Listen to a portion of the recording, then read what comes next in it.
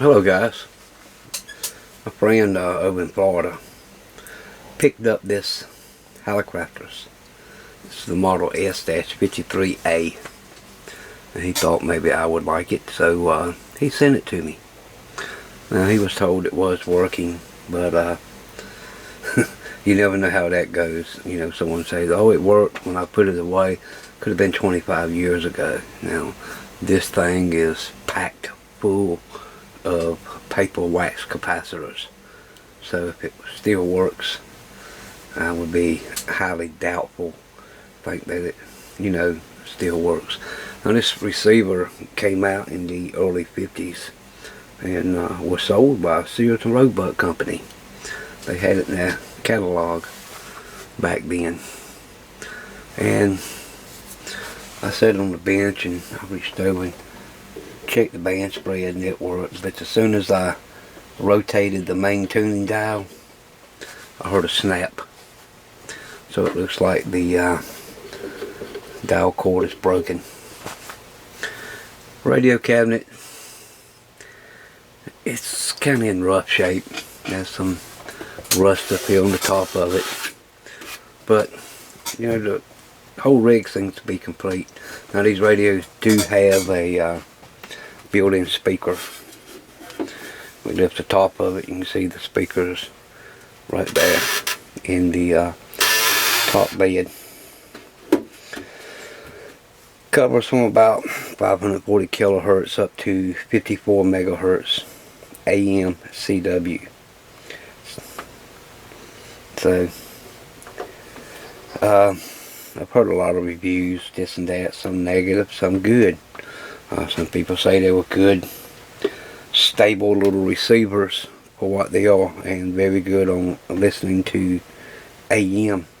So I thought, it'd be nice to fix up this little receiver to go with my multi-iMac, since they're roughly the same size. So thoughts might be a good little receiver to just fix up and use with that. So as you can see, the old multi-iMac, I believe, will fit with it. And same height. Receiver's a little bit wider than, you got the power supply, which is kept off to the side for this thing. Still got to build a power supply for the multi-iMac, but this might be a good little receiver for this transmitter.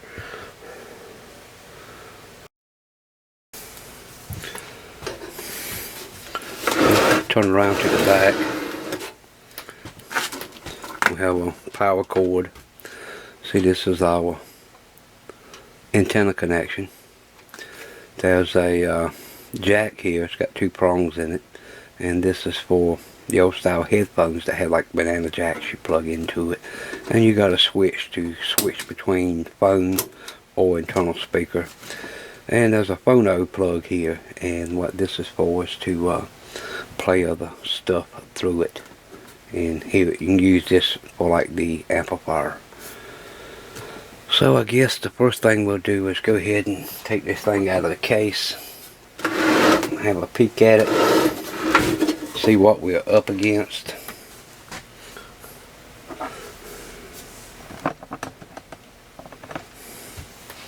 And it'll just be interesting to me just to see if it does work. You never know about stuff like this. We always tell you that when you got old equipment like this, not to power it up,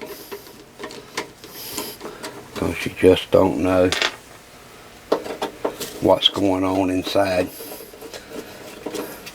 I mean, you could open it up and there'll be just wires hanging everywhere, and you power it up and get a big surprise, blow the breakers in your house or whatever, so just be real careful when powering up old equipment like this.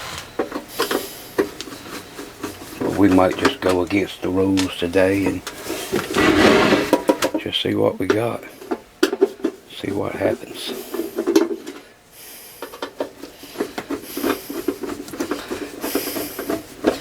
A lot of equipment is fused, so if it does have something wrong with it, you know, the fuse will blow. But a lot of time on the secondary side of the transformer, you can have other things that'll heat up or short out and not cause the fuse to blow.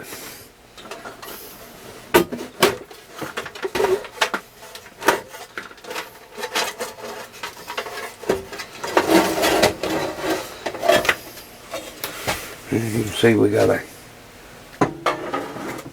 very dirty chassis here. There we go. And yeah, sure enough, I can already see the dial string here is already snapped right in two. So we might just go ahead and replace that dial string just so we can play around with this thing and see if it even works. We'll try to get it work.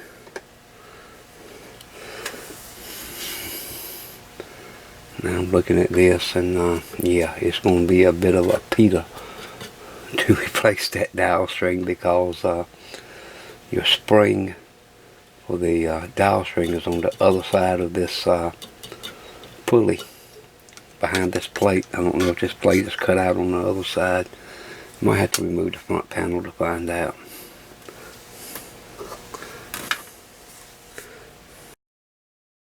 And there's a shot underneath of it. It looks like everything is intact.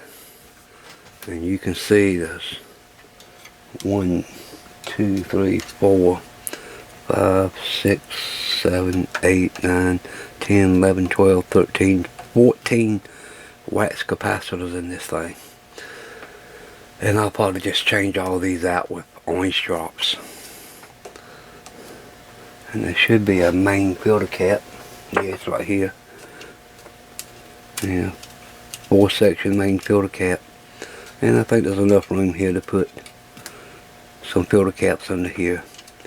Probably can take some of these single caps and just mount underneath the tubes, by the way it looks like on the wiring.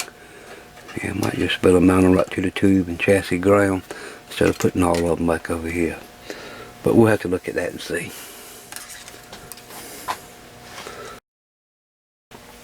We'll go ahead and yank the knobs off. Or the guy at work called them knobs. That's a long story. I might share it with y'all one day.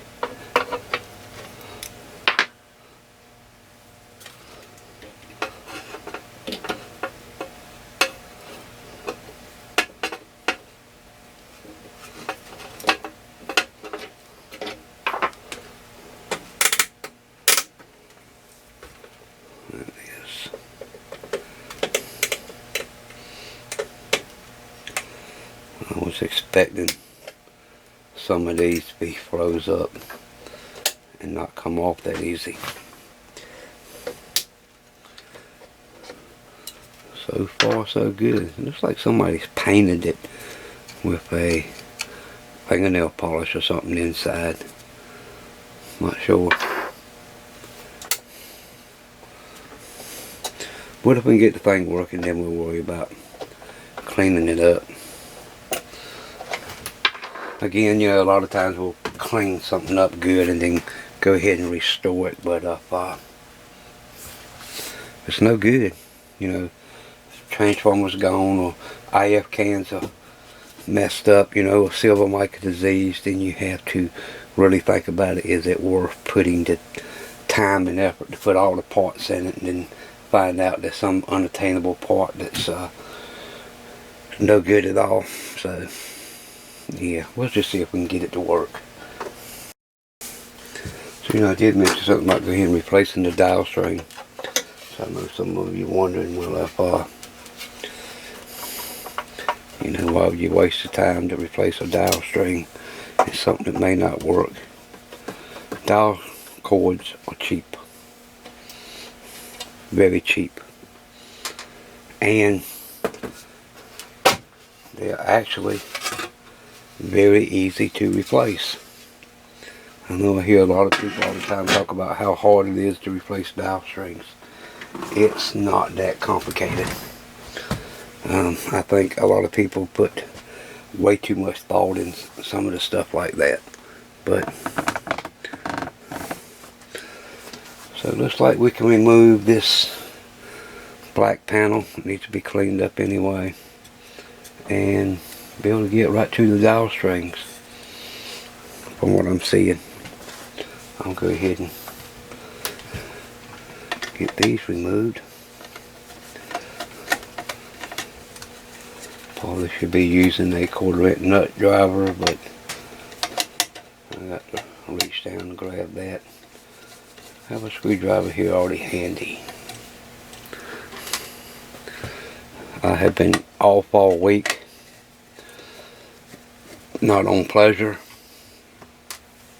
I went Monday and had some surgery on my lower jaw inside done, and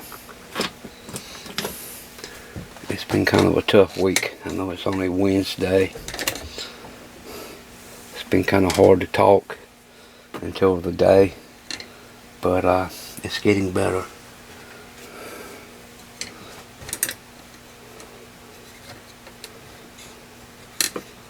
Let's see, let me pop these lamp holders off.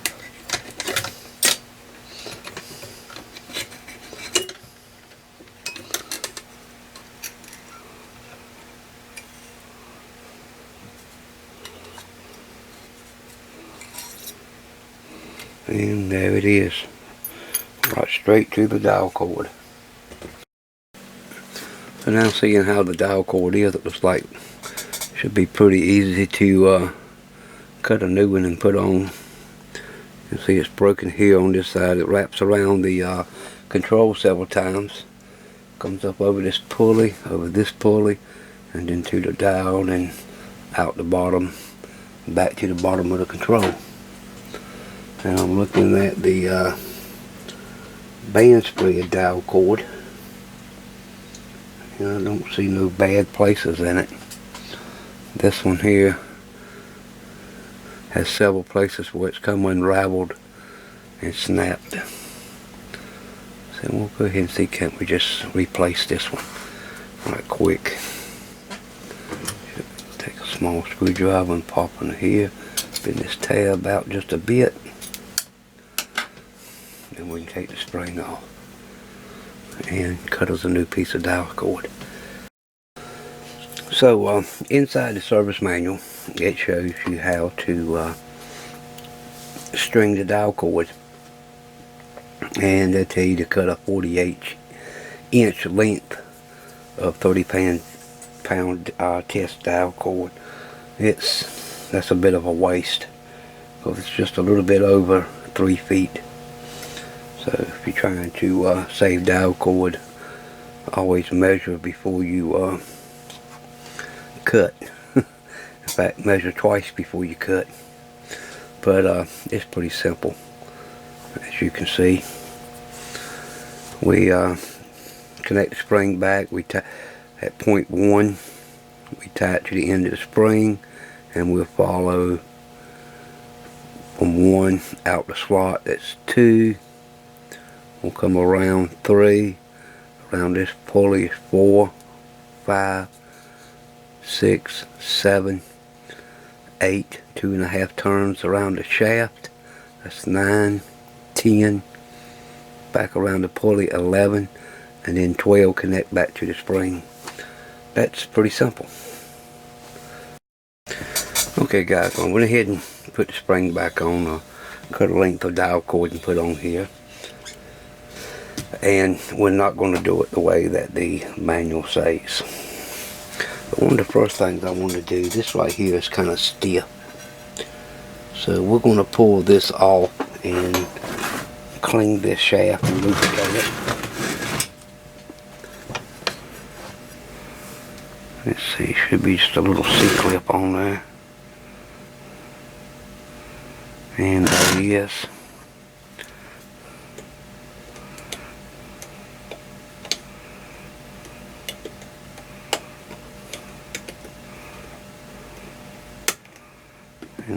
be a little bit of a bear to get off, so you get something to help it with. There, C-clips off. I'll lay it down on top of the transformer. And yeah, that thing is all gummy. So we'll go ahead and get this cleaned off. And we're going to take just a little bit of machine oil. Make sure we put it just on that shaft. You don't want it over there where the string is going to touch. Yeah, that spins a lot freer. Probably wouldn't hurt to put a little bit of lubrication on these upper pulleys too. Contents to turn open and close freely. Again though, you got to be very careful when you put the oil up there, because you don't want the oil to get on the part where the string rides on.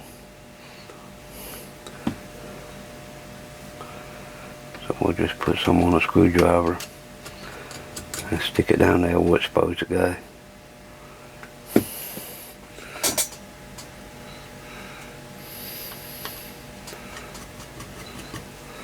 Okay, all lubricated up.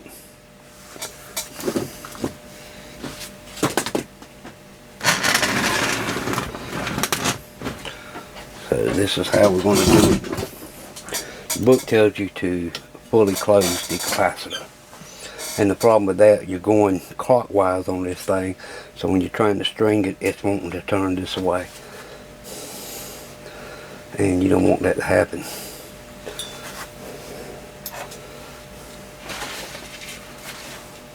So what we're going to do, we're going to let it open a little bit. A small screwdriver, and it'll go right through the holes in this capacitor body, and then this can't turn no more. Alright, remember this is 0.1 where the string is attached. So just pull it open, come around, that's 0.2. But we'll go ahead and get it around one time before we put tension on it.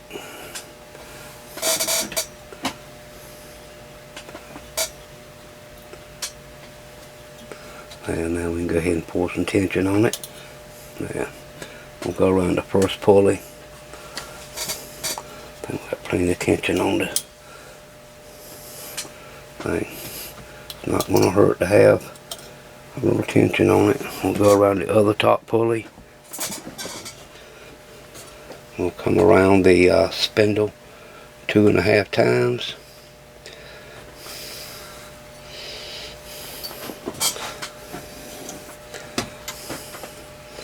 Come back to the bottom of the pulley.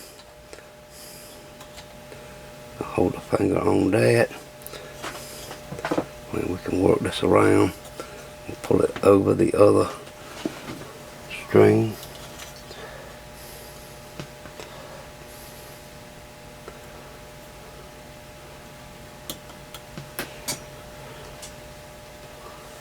Looks like we got it. And we'll come back into our slot.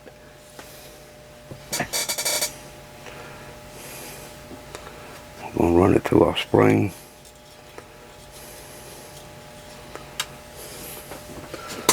Use some needle nose pliers to pull it through.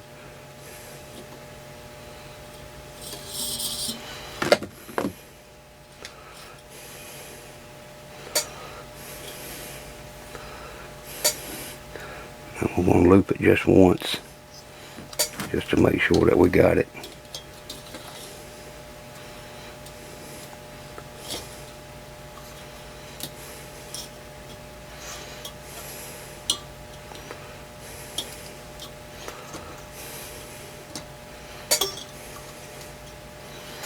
Now, pull that out. Now we'll see how it tunes. That's fully closed.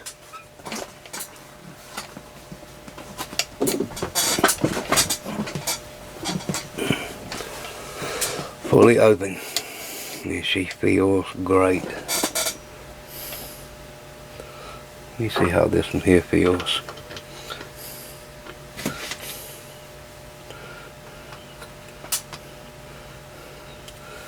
remember, on this project, if it ain't broke, don't fix it.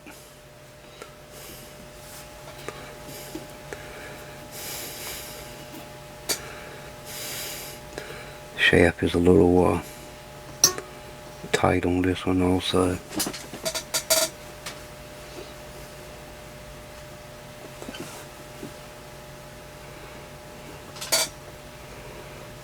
Well, that's interesting. I didn't get it on far enough.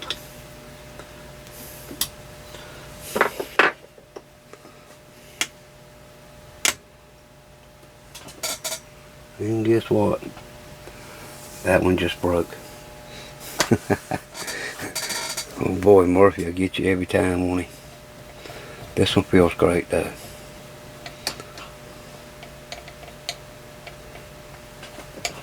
Working just like it's supposed to.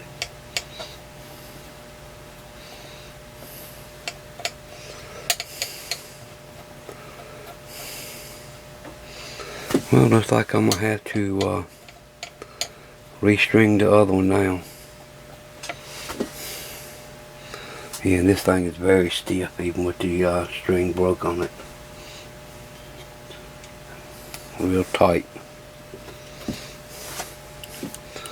Okay, I'm gonna go ahead and finish double knotting this up, and then we'll let that one go. Okay, I got the band spread dial cord off. Yeah, this thing is really stiff.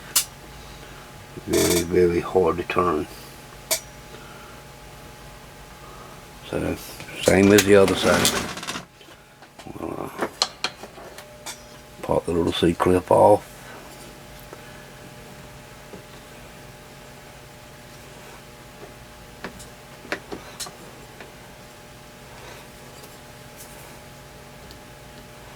Doesn't want to be as easy as the other one's not enough space.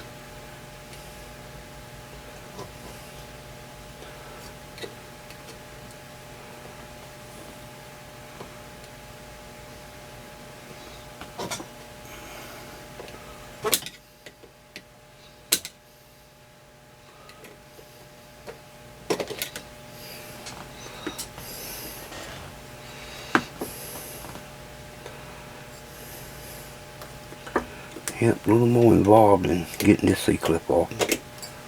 There we go. Now we can grab it. And let's lay it on the transformer.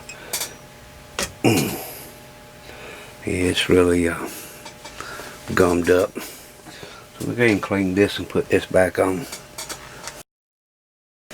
Okay, for band spread, we'll put some tension on the spring. We'll go A, B, under the pulley, C 3 times, D, E, F, G, H, K, and then L. Step L is back to the spring. So that should be fairly simple.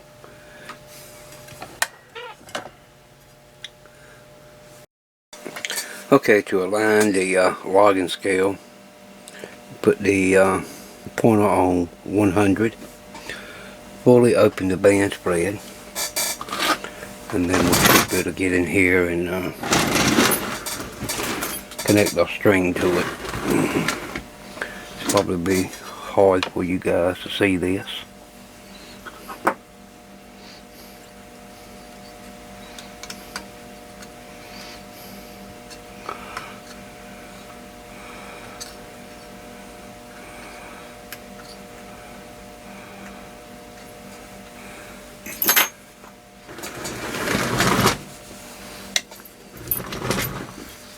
That's on 100.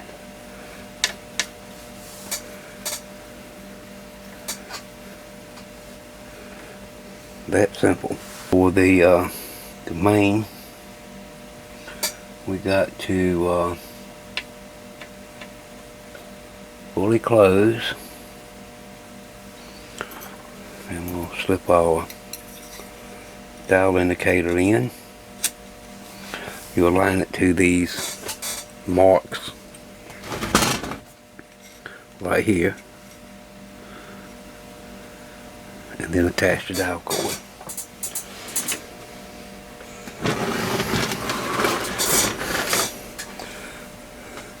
And perhaps y'all might be able to see these.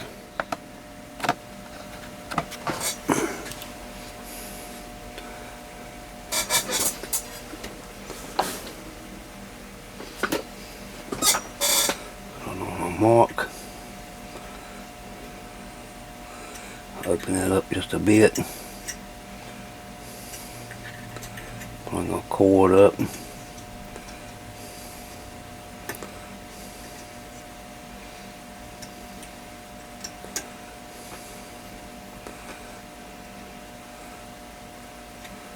Up a bit more. Sorry about my hands being in the way. Take a needle nose pliers and close this up a bit. There we go. So I'm just kind of curious that if this chassis will even clean up.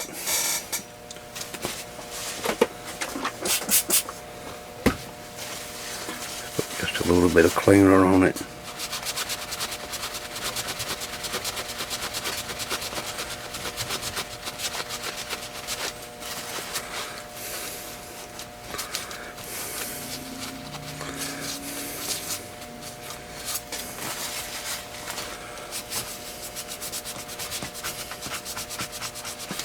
And I believe it will.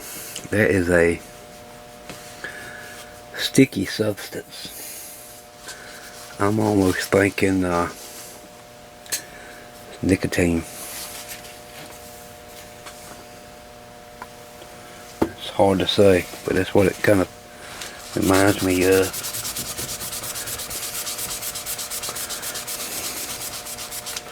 Little 3-in-1 oil.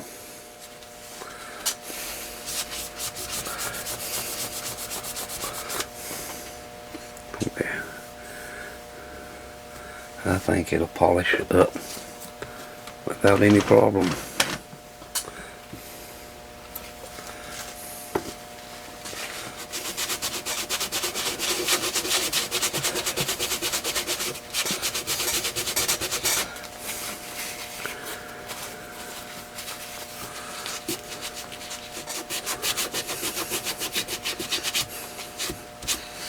Will take a lot of cleaning just to get this back up. Back here in the back, I think maybe it's been heated back here a bit on this back rail, so it's dry. It's not that sticky substance like it is up here. This here is just kind of gooey, thicky, real sticky feeling. Even the tuning capacitor feels like that. The best way to clean that is take it off and soak it. But yeah, it's kind of got that ooey gooey feeling to it. Like I say, the back end is dry, but the up here the front it's kind of sticky. And see, you can just about scrape it off with your fingernail.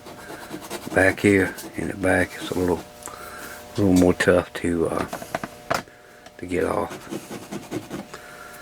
But we ain't worried about cleaning it up now. You can see how yellow this capacitor back here is. Yeah, I think it's nicotine. Oh well, there ain't nothing to worry about. We can clean it up if the radio work. Alright guys, we're gonna go for broke here. I've got the original speaker pigtailed in because I want to see if it works, and I've got the signal generator hooked to the back of it. Got it plugged into my current limiter. I'm not even going through the variac this time, and I just want to see what happens. I hear all these stories about guys, buying stuff and they just plug it in, see if it works, and if it blows the fuse, then they start troubleshooting. Well, this set doesn't have a fuse in it that I'm aware of. I don't remember seeing a fuse on the diagram. Anyway, just turn it on and see what happens.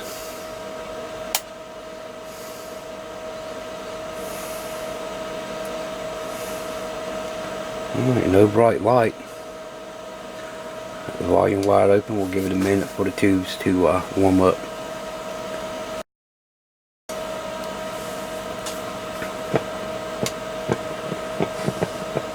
I can hear a little noise in the speaker. Don't see no smoke.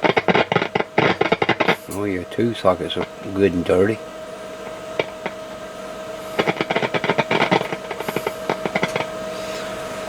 I got this signal generator set for 0.600.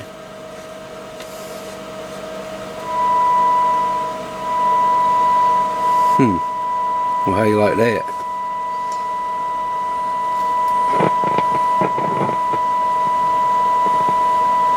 So it is working there. We'll go to band B. I'll punch in 3 megahertz.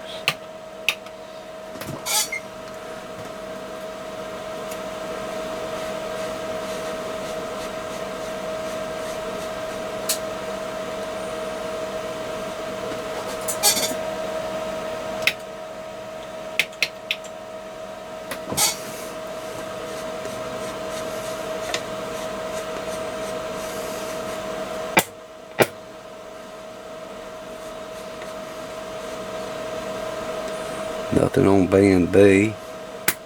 We'll go to C. Put in 7 megahertz.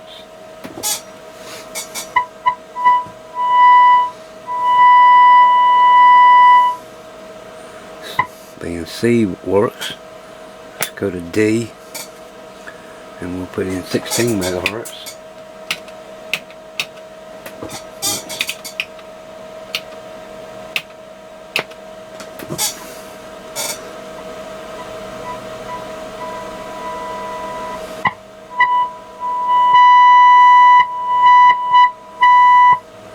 That works. Let's go down to 52 megahertz. Band E.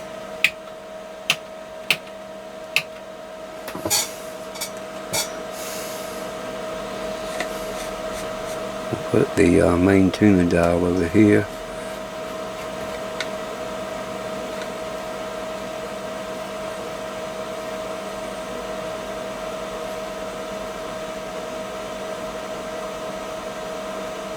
And there's nothing. It says set main tuning dial. I had on the wrong side.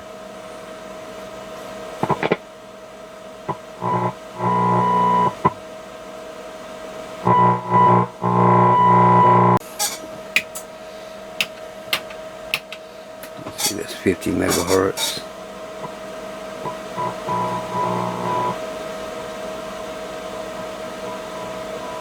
It's there, what we hear here is the harmonics. It's there, I can hear it, but it's very weak.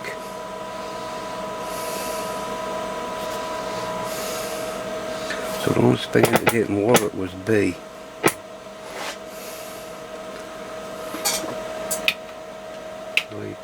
.5 megahertz. Let's go back to 100 with the band spread. 3.5 megahertz. I'm hearing absolutely nothing. I went ahead and cleaned the band switch just in case that was a problem. But no, still not nothing on band B.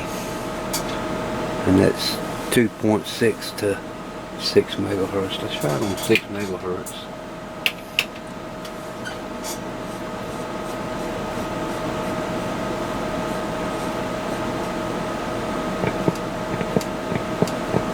And also try it in CW mode.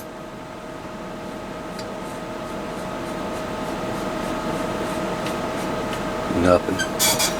Go down to 2.6 megahertz.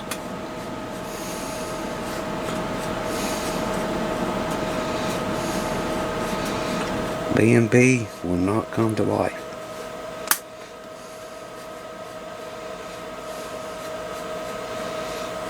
Sensitivity.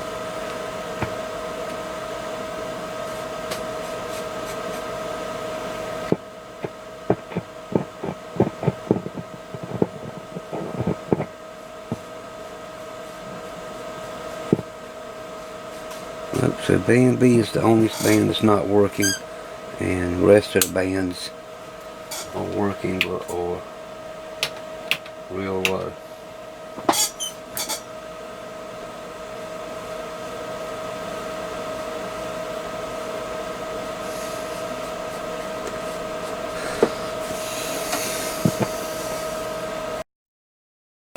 I went ahead and connected an antenna to it just to show you how far down the receiver is. This is probably one of the strongest stations around here.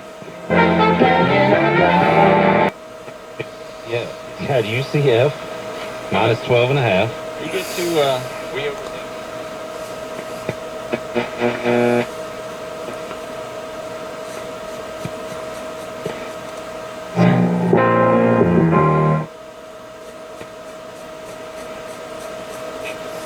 And that's about it. 2 stations it'll pick up.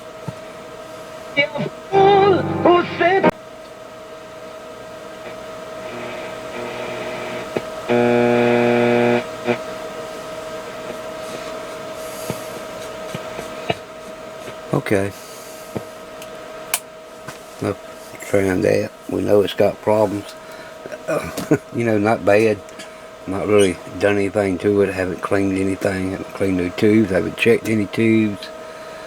We know it's got a bunch of bad capacitors in it, but it does work.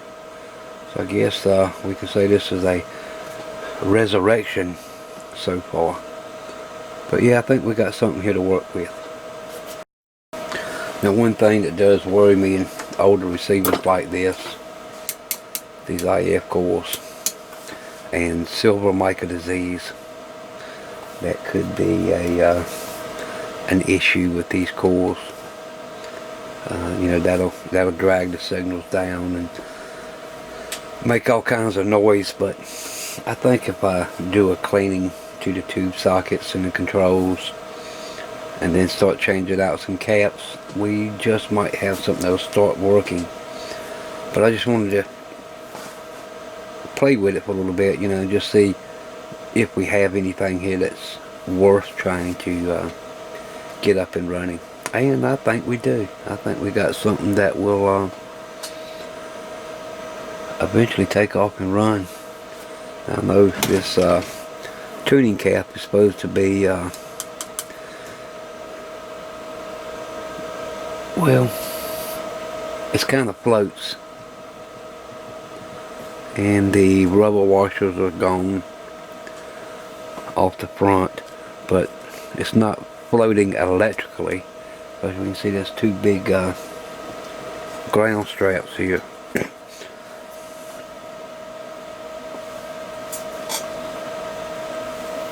As you can see right here, it's tied to the chassis and then go up to the frame of the tuning cap.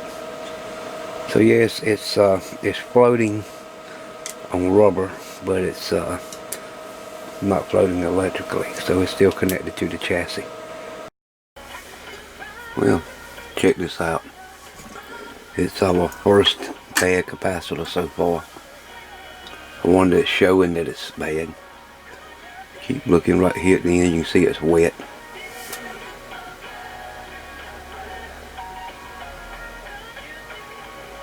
Yeah, see it bubbled out then. I was hearing some static crashes, and I said, uh-oh, that sounds like silver mica disease. But that could be also the problem. Guys, I got the service manual out for the S53A Hallicrafters, and what I'm going to do is just go ahead and do a quick alignment to it. I know this is completely backwards from what we normally do, but I just want to see if it'll tune up and get a little better than what it is, and then that's really going to tell if we have silver micro disease and if everything in it is even working. I know we have not even checked the tubes, have not cleaned no tube sockets, did clean the controls and clean the variable capacitor, so it would work a little better. But I think after doing a quick alignment, we'll be able to find out just what's going on. And we know all the bands work with band B. Well, here you see the 3 IF cans that will tune for 455 kilohertz, and then we'll come back and there's tremor capacitors in these holes on both sides, and we'll go ahead and align those per band, and that should get the to dial back up and maybe you know, get everything spot on like it's supposed to be.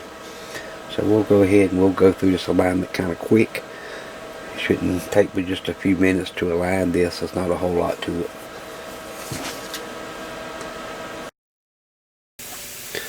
So if we take a look at our schematic here, you can see over here this is our antenna connectors, and you know, the antenna picks up all the signals that's in the airwave, you know, so they come up, and then depending on your band switch, you got these tuned circuits here, and then over here you have your oscillator tube, which is a 6C4, and you got tuned circuits on it. So when you select the band, it pretty much takes that signal and sends it in over here to the mixer.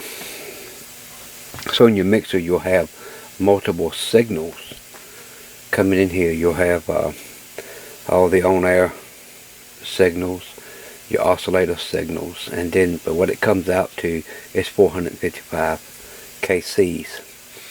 So you see here you have T10. This is one of those IF transformers, and it's, you know, a tuned circuit. So when after it mixes, it goes through here, and then you get your 455 kilocycle signal along with audio information. And you see here there's a coil in top and the bottom of it, but here are these microcapacitors that are mounted in the bottom of these IF cans. Now every one of these cans has those microcapacitors mounted in it, and those things are known in this type of radio to go bad. So you know, after your signal comes through your mixer, it'll come over here to your first IF, and it'll amplify the signal and then send it on to this coil, which it'll tune it out a little bit better each time it goes through another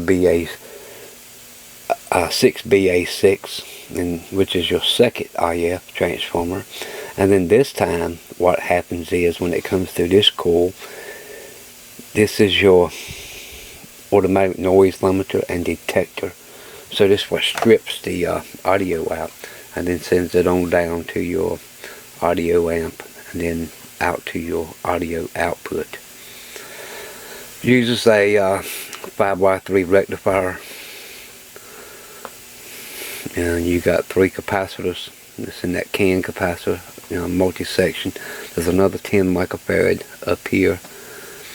That's 25 volt, but these are 350 volt over in this area, and you'll have a 50 and 2 10s over here, and then there's your filament string over there. So it's you know, a fairly simple design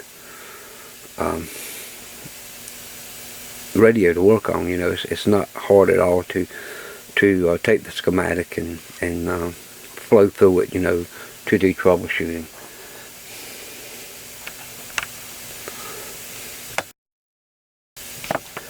Also down here in this power supply, you will note there is no fuse whatsoever in this thing, so I'll be coming in here and adding a fuse to the hot side.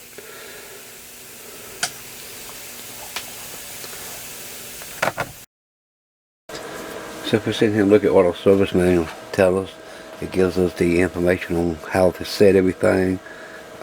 Main tuning cap completely open, limiter off, high side, band A, receive, band spread on 100, and it says step 1, high side of stator plate, the front section of tuning gain through a 0.1 microfarad capacitor, low side to ground, signal generator at 455 kilocycles, band A, tuning gain fully open. We're going to adjust S1, 2, 3, 4, 5, and 6, and these are the IF cans, and we are to adjust for maximum using a we're going to use a voltmeter across the speaker so that I can see it on the meter, and then that way you don't have to hit all the noise. So we'll set off generator for 0.455 kilohertz. And just leave the signal where it is right this minute. I have a 0.1 microfarad cap on a clip.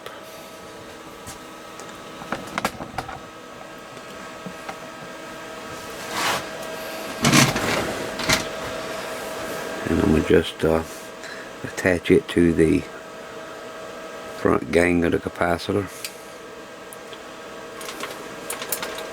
And we'll connect our signal generator up. And the ground, it won't be falling off. Maybe that'll work there. Alright, I'm going to turn the unit on, let it warm up, and disconnect the speaker. And if we look at our voltmeter, you can see we have a deflection on it. And what I'm going to do is just tune the top and bottom of S1, 2, 3, 4, 5, and 6. S1 and 2 is here, 3 and 4, 5 and 6.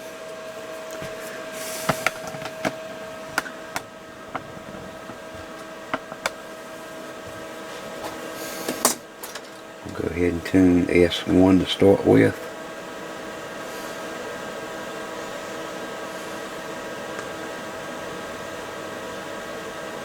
That's peaked out.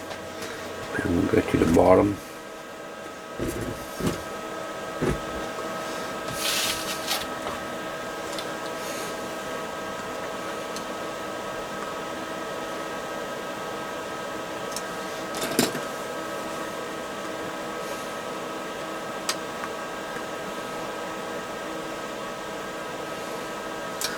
Bottom's pretty much peaked out.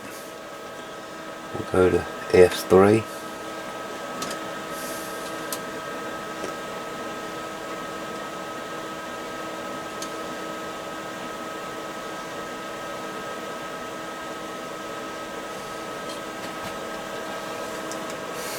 S4.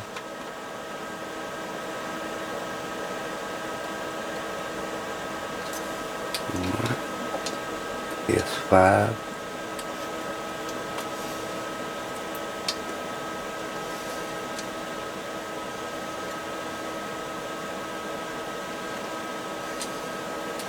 And S6. Just a little bit out of that one. So that completes the 405 kilocycle or kilohertz adjustment. Okay, I did adjust S9. Didn't turn the camera on when I did it. Well, then we could go ahead and we're going to start the band adjustment. And high side to A1 on the antenna terminal strip through a 330 ohm resistor. Low side to chassis, connect jump up between A2 and ground. And that's the center terminal. It's 3 terminals on the antenna connector. A2 will be connected to ground and will connect to A1. Go ahead and get this set up.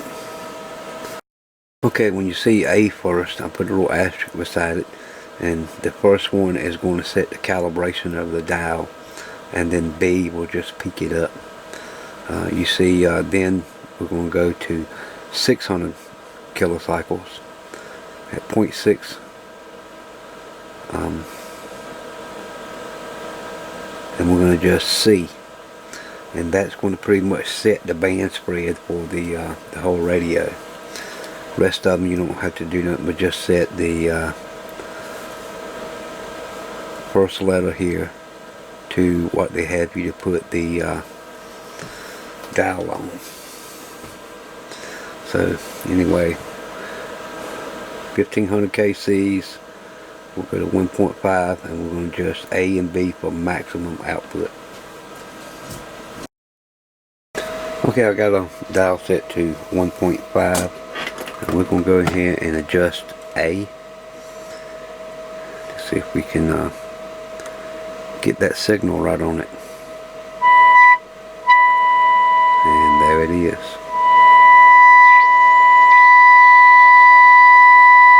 Those tremor caps are very, very, very touchy. Now I can look at the voltmeter to adjust B, and B is going to be this very first one over here. This way you don't have to hear that tone. I can just watch it on the voltmeter.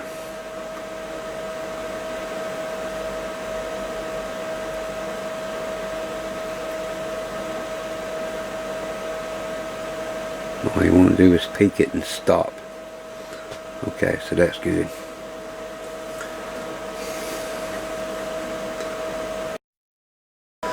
Okay, I've got the generator on 0.600. We're going to adjust C for maximum.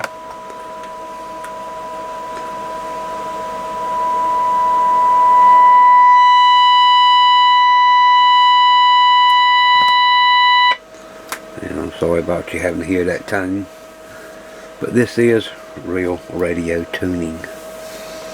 So next thing we do, we're going to go to band B, and we're going to set the dial for 6 megahertz, and we're going to adjust D and E. So we'll go to 6 megahertz. Look at the front to get the dial set. Okay, band B, we're going to set D and E. Now remember when we first checked this out, we had nothing on band B. So let's see if we can get anything out of it.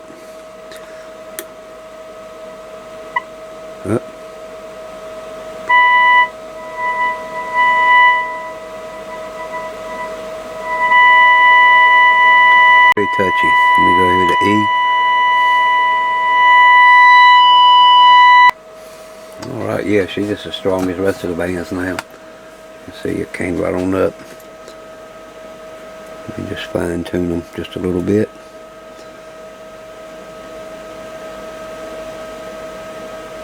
There we go. So band B is now working. Now I'm going to go ahead and go through the rest of the bands. No need of y'all having to listen to all this, and it's just the same way. You know, you go to each band that they tell you to and adjust the tremor for maximum on your vacuum tube voltmeter or an audio meter if you have one. Alright guys, that completed the alignment, and like I say, about 6 minutes to do the whole thing. Very easy to align these. I got it on band A. I got an outside antenna hooked up. It's about midday, so we can't expect to hear, but maybe some local stuff on the broadcast. Yeah. Right. I'm not talking about no. I see what you're saying. Being consistent is my point. And I don't even know what the rule is with the high school association. Because it was a violation of some rule they had. No, they were doing it. Huh. I mean,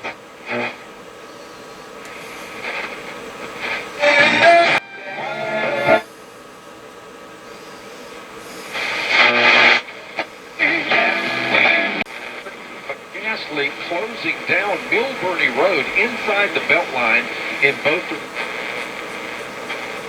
so much. Okay, Jackie says this by email. She says, hi. Well, it's definitely picking up more stations than it was before.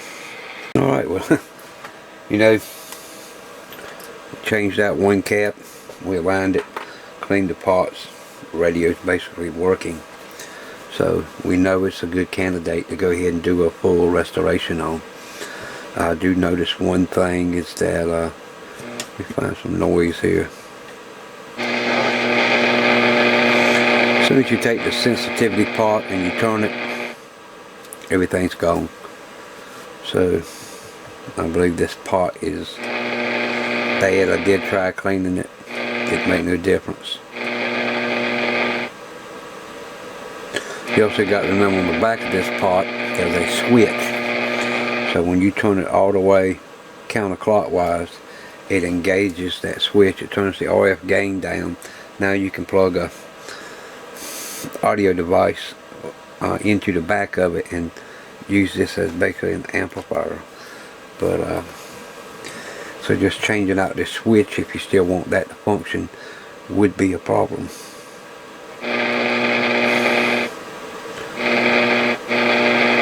We might take the switch apart and see if we can clean it a little further. So we can see that sensitivity part right here. So I'm going to just desolder these 3 wires. I'm going to leave the other wires connected to the back. And these are desoldering them. We can pull the switch out because it'll come apart in the front, and then we can just see how bad the carbon track looks. When I got the control out, we'll lift these 6 tabs and should be able to pull the front of this control right off and get in there and see how bad it looks.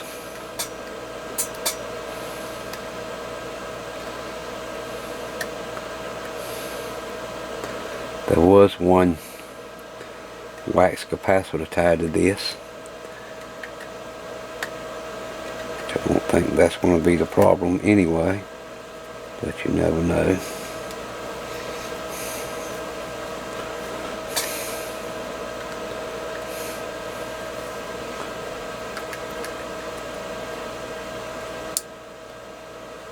Alrighty.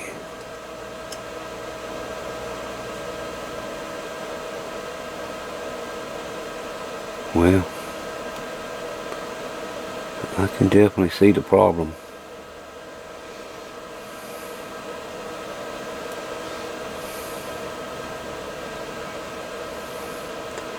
There's a reason why it doesn't work.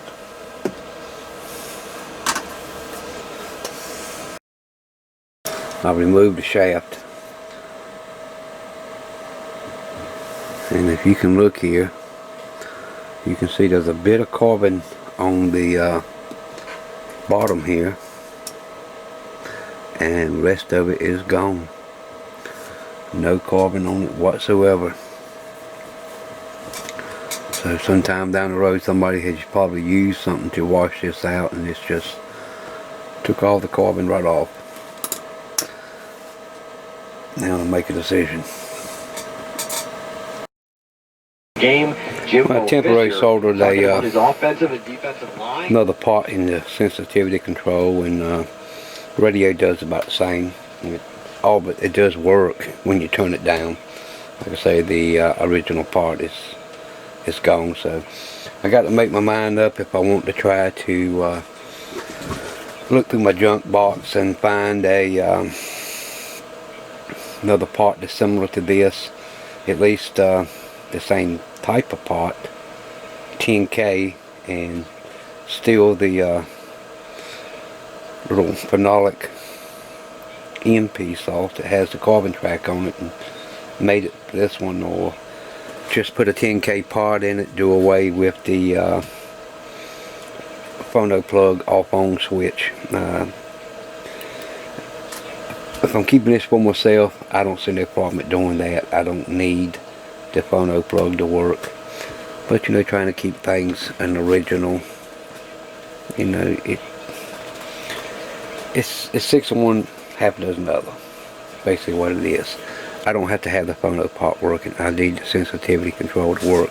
Because on some AM stations you'll need to turn the sensitivity down to keep from overloading the front end of the radio. It doesn't look like there's a problem with silver micro disease. I'm not hearing the noise. What I was hearing was from that one capacitor that was in here and one of the tubes. It's a little loose in the socket. Let's see which one it was here.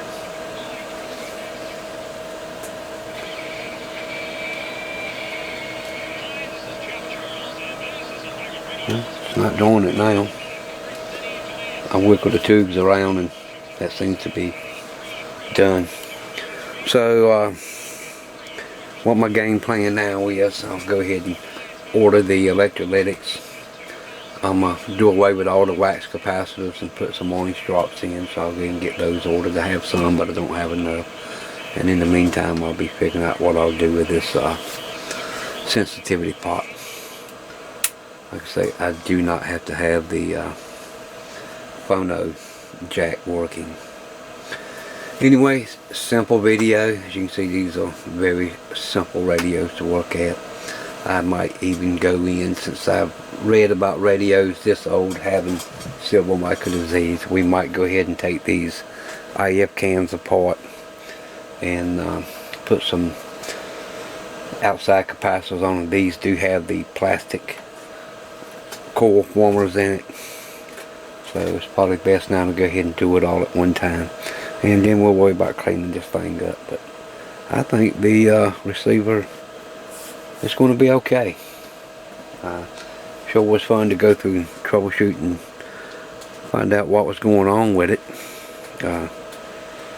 And again, you know, we did it with only changing one capacitor because this one was obviously leaking out that end, and I think that was a 0.05 cap.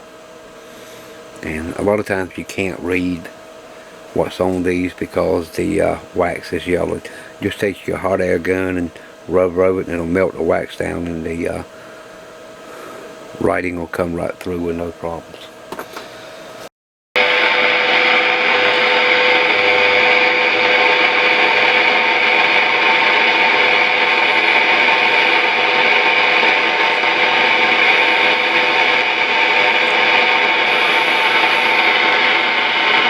The receiver is now picking up WWV on 15 meters or 15 megahertz, but the sensitivity is still way down.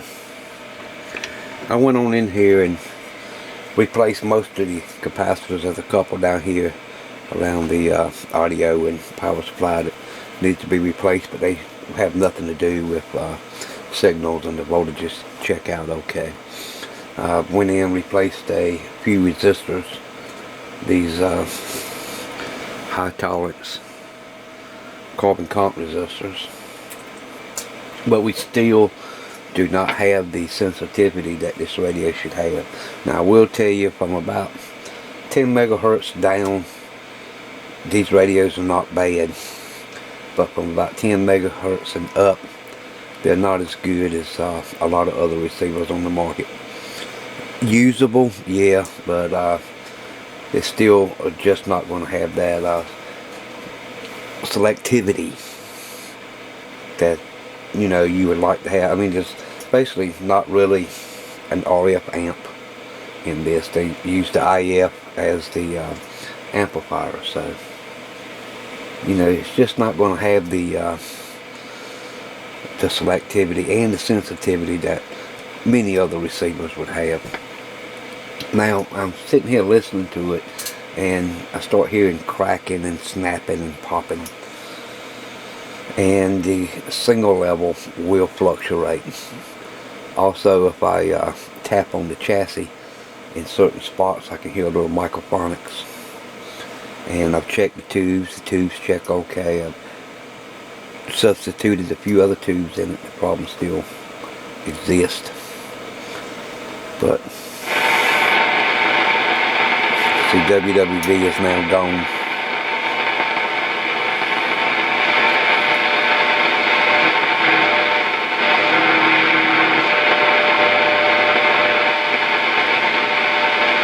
It's still in there. I can still hear it a little bit.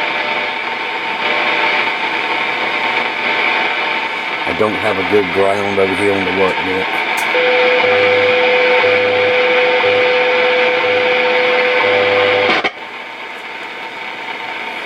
I was using the vacuum tube voltmeter as a ground. You see the signal level drop down.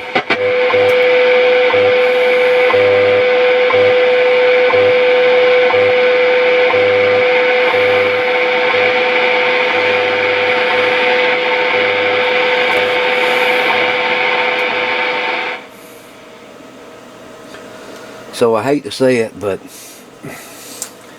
since the sensitivity on the lower bands is still not up to where it needs to be. Now it picks up the local stations good, but it's still not getting what it should have, and I'm really suspecting the IF transformers to be playing a role in that, and that may be where the noise is coming from. So the only thing I know to do is get in here and just pull one out and take a look at it. Now you can see the first transformer is located here. This is pin 1, 2, 3, and 4. So we're going to go ahead and take all this loose. Be real careful at putting heat on these pins, because if you put too much heat in it, you could mess up the bonding inside of it. The base of this thing is a plastic anyway, so the only thing I know to do is just go ahead and pull this out.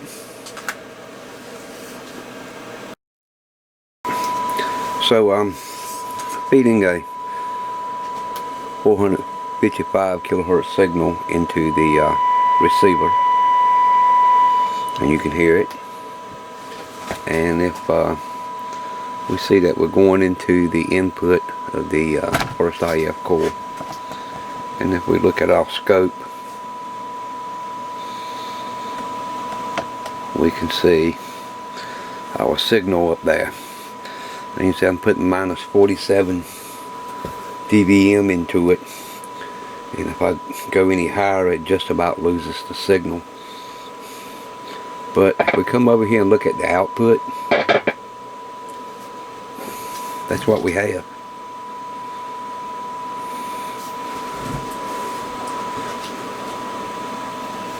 See if I can get rid of some of that glare. Yeah, it's a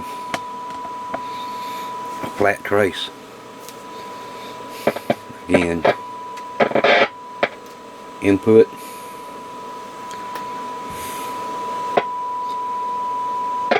output. So that tells me something is going on inside that first IF can.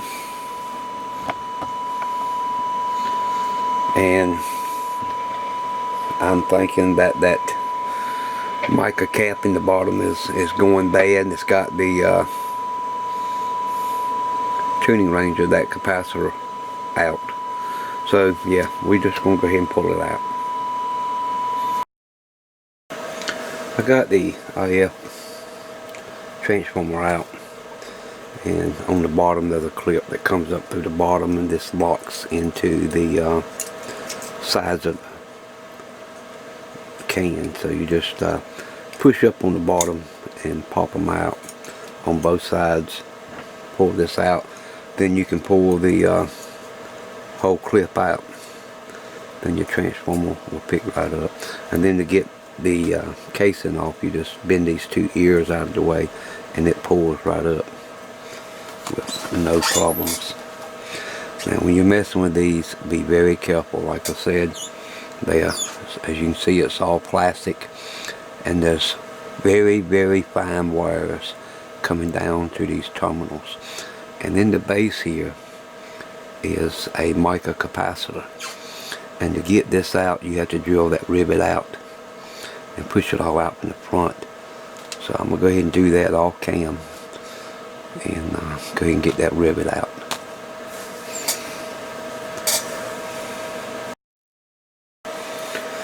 Okay, I got the bottom of the rivet drilled out, and look at that, it just fell right out.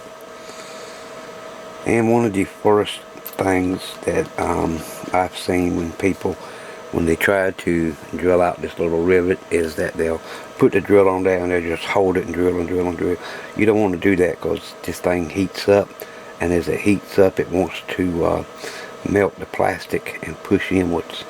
So you don't want to just do your drill in little short 1 second burst, and it'll eventually come right out.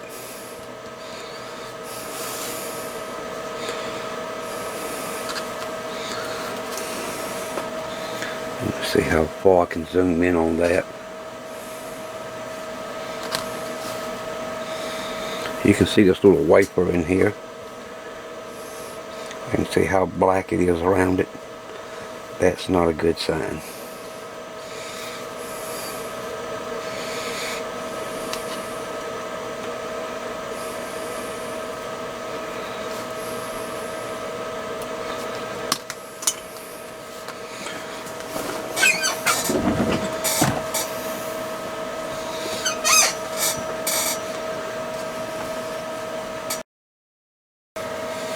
So what I'm going to do is just take a pair of tweezers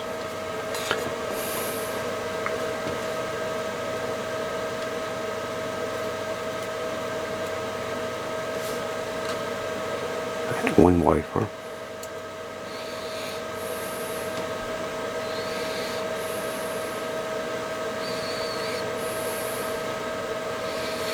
Yeah, you can see that was already silver migration going on these.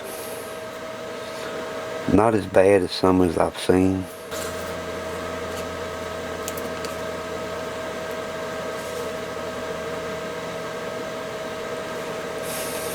Right down the edge you can see some arcing. That's probably where my noise was coming from.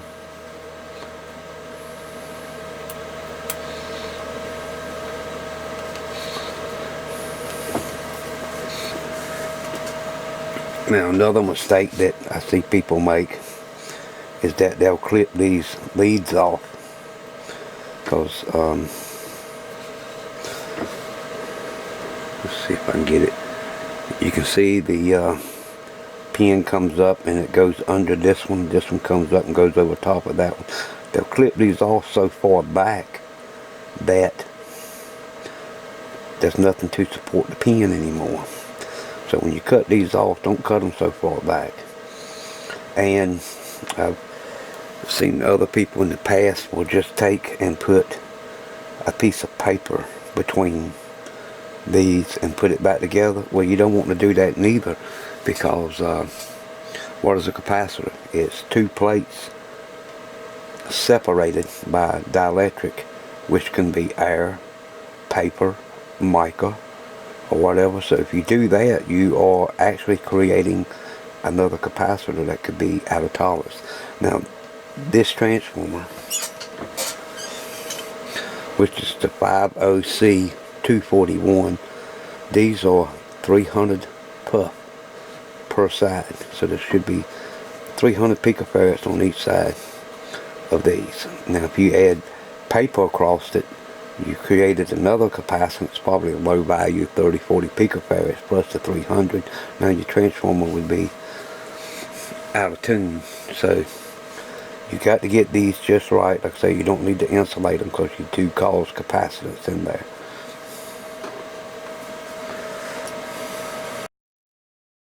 Okay, now you can see where I cut the leads. And got a little bit of separation between them on both sides.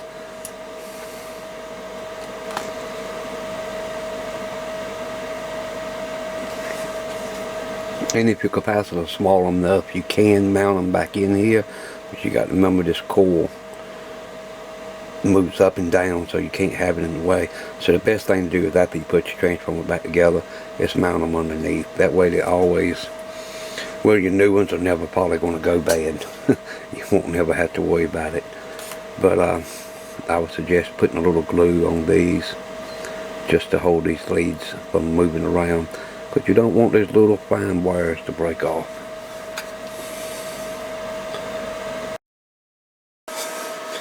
Okay, I got the legs glued in place, and all I did was just drop a little 4-1 Loctite in these creases here, and that holds the leg in place. I also went ahead and cleaned the old solder off. Now, a tip for doing that when you got these out of the can and you got to put heat on these legs, take an alligator clip and just clip onto it like that, and that way that'll be like a heat sink, and it won't transfer so much of the heat up to the top of the pin where that little fine wire is connected to. And you won't have to worry about overheating that and melting any of the plastic. So we'll simply just slide the case back on.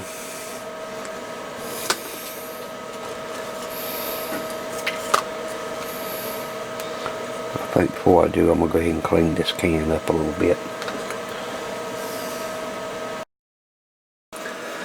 So I have the transformer already installed, and you see that's pin 1, 2, 3, and 4. So pin 1 and 2 is where your first capacitor will go across, and 3 and 4 is where your second capacitor will go across. Now, I already knew what the capacitive value of this transformer is just by researching a while back on the internet, was able to find it.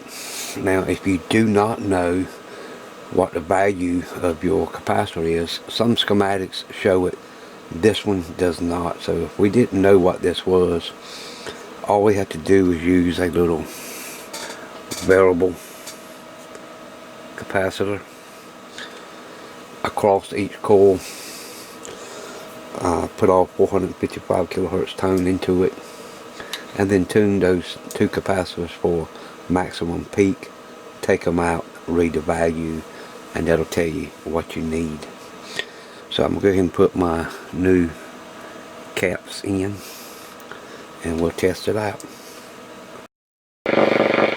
Alright, that's WWV on 10 megahertz. Could not pick that up before, and the gain of this thing has just came to life, and that's all by just replacing those old mica caps out of that first IF transformer. I mean, it's really brought the gain up tremendously. So I got 2 more to do and get those installed, and this radio should really wake up quite a bit. I had a feeling the whole time that those IF cans was a problem, but all the other stuff that we done needed to be, you know, taken care of.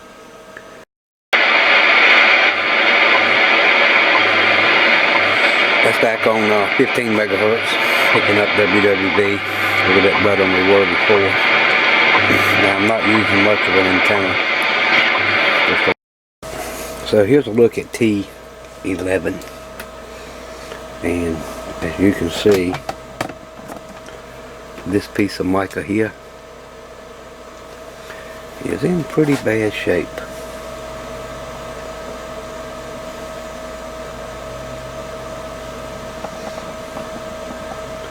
You can see those burnt marks across it here, and one started over here and then over here on this edge. So that one's pretty much toast.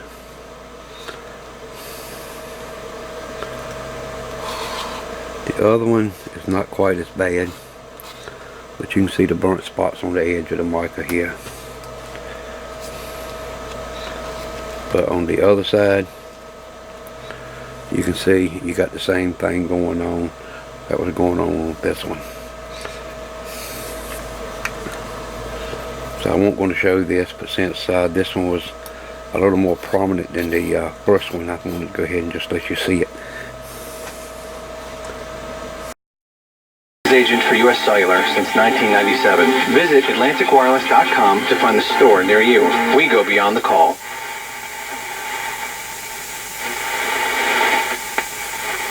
Former Hendrick Honda.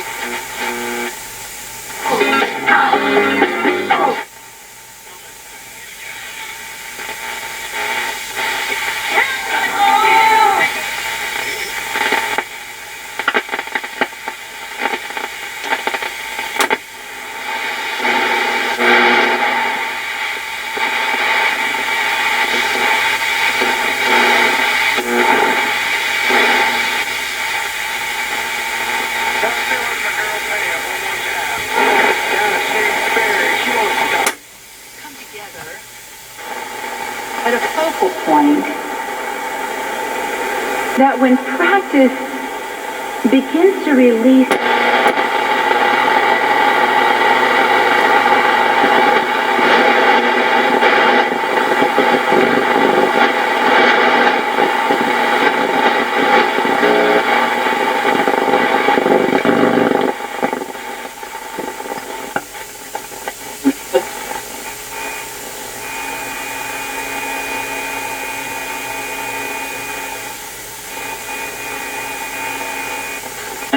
have we not touched?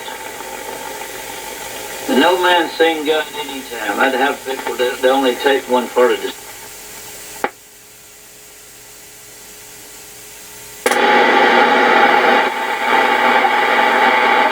Packages to meet your needs. From our backyard barbecue pack to our family feast pack, we will make sure that your tailgate stands out and no one leaves hungry. Come on into any of our locations in Winterville, New Bern, Swansboro, or Morehead City and bring the whole family. There's more than enough great food for everyone. Okay guys, there you go. Hallicrafters S53A. Back working like $1,000,000. Doesn't look like $1,000,000, but it's working fairly well. I'm real happy with the way it works, even here late in the evening, picking up quite a few broadcasts. Not much on the other bands, especially this time of day, but it's looking pretty decent. There's all the fallen soldiers, the dial cord, some wiring that was no longer needed because I moved the electrolytics to the other end of the wires and got them from one place. The only thing you don't see on the bench is the electrolytics. One resistor that was bad. These are the two IF cans that were identical, and this is all that was left out of the other IF can. The other side's completely burned up and gone. It just fell in a million pieces when I tried to move it. So you can see just a little slither of it.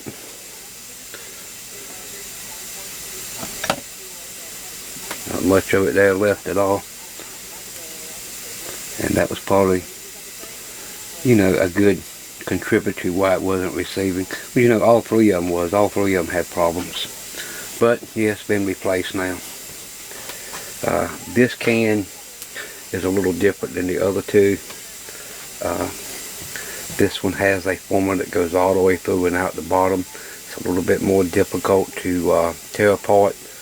You actually have to desolder those little fine wires from the terminals, drill out the rivet, and then pull the whole thing out. If you try to drill it out with the wires attached, it's going to spin on you and probably end up just damaging the whole coil. So I wanted to, you know, thought about showing it on camera, but it's too tedious to work with. So anyway, that was all that's left of it. So here's a little note on the IF can that I wrote in the manual. The 50C241, which it has two of them in it. That's 10 and 11, T10 and T11, have the 300 picofarad capacitors across them. The 50C242, which is only one in this radio, has 150 picofarad each side. So just so you know that, I know someone probably asked, or someone ought to be looking for this information. That's what you need right there to fix those three transformers. So okay guys, you know, I started out, I was just going to do a little resurrection to it just to get it up and running, but we got more involved into it than that. So, you know, it was fun. 3.5 hours. So yeah, she's back up and running. Anyway, I hope you enjoyed it. I'll be looking for more videos to come out soon. Trying to get things squared away here in the shop. Almost finished with a couple of pieces of equipment that I've been working on for quite a while. So I'm going to be focusing, you know, the attention on that, but I'll be getting out some more videos here real soon. Y'all have a good day, and we'll catch you in the next video. Bye now.